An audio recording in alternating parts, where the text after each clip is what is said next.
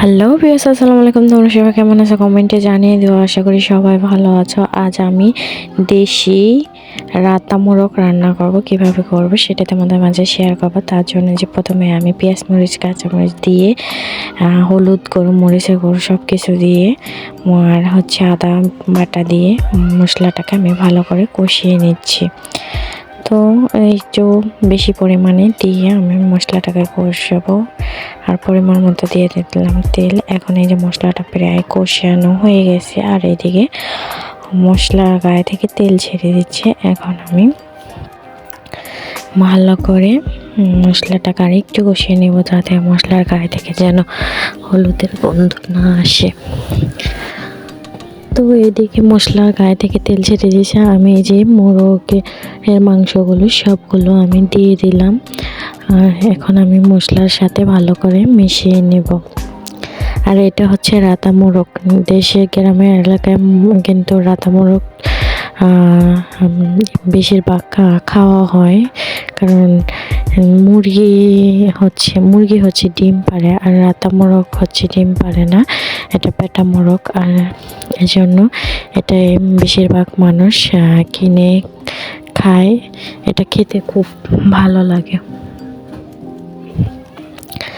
আর এদিকে এই যে প্রায় কষানো হচ্ছে, কি সুন্দর। মুরগিটা প্রায় 1.5 কেজি ওজনের ছিল, খুব ভালো, কিন্তু তেল ছিল না যেহেতু অনেক বড় মুরগি ছিল আর একটু বুড়ো টাইপের হয়ে গেছে, এই জন্য তেল কম ছিল। আর এটা বাজার থেকে কিনে নিয়ে আসছিল আমার ভাই। আর এদিকে যে কষানোর জন্য একটু পানি দিয়েছিলাম, সেটা বলক চলে আসছে, ফুটে গেছে।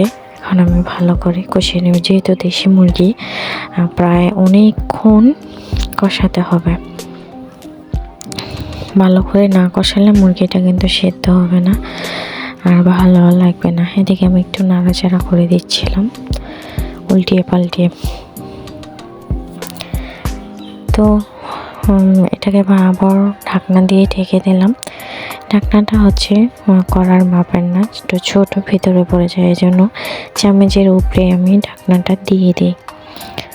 তাও ঢাকনাটা সরিয়ে নাড়াচাড়া করে দিচ্ছি। আর মাটির চুলায় কিন্তু রান্না করতে ভালোই লাগে। আর হচ্ছে এটা সিমেন্টের চুলা কিন্তু গ্যাসের চুলার মতো প্রচুর তাপ আসে আর তার রান্নাও কিন্তু তাড়াতাড়ি হয়ে যায়।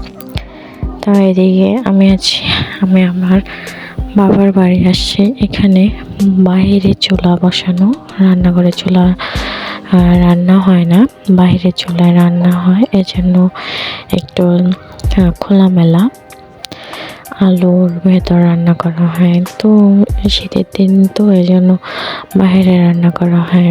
গরমের দিনে তো ঝড় বৃষ্টি বাদলের ভেতর বাইরে রান্না করা যায় না, ঘরেই রান্না করতে হয়। আর শীতের দিনে রোদের তাপটাও ভালো লাগে আর রান্না করতেও ভালো লাগে, রোদ পোহানো হয়ে যায়।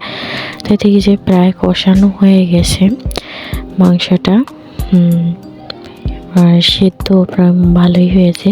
তো এই মাংস কষানোর ভেতরে আমি এই যে লাউ আর আলু, এটা গাছের টাটকা লাউ কিনে আনা হয়েছে আমাদের এক পরিচিত লোকের থেকে। তো সেই লাউটা আর আলুগুলো দিয়ে দিচ্ছি কষানোর ভেতরে, যাতে ভালো করে সেদ্ধ হয়ে যায়। তো কড়াইতে একটু ছোট হয়ে গেছে, জন্য দিছিল না, নাড়াচাড়া করতে কষ্ট হচ্ছিল, ওই জন্য আমি বড় একটা পাতিলে নিয়ে ঢেকে দিলাম, ঢেলে নিলাম।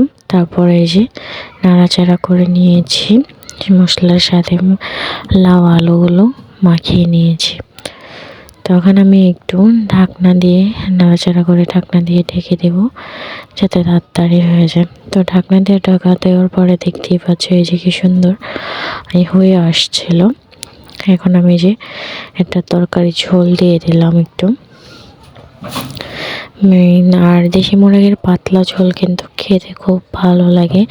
তো এটা মাখো মাখো করে রাখা হবে, বেশি পাতলা রাখবো না, এটা তরকারি ফাইনাল লুক।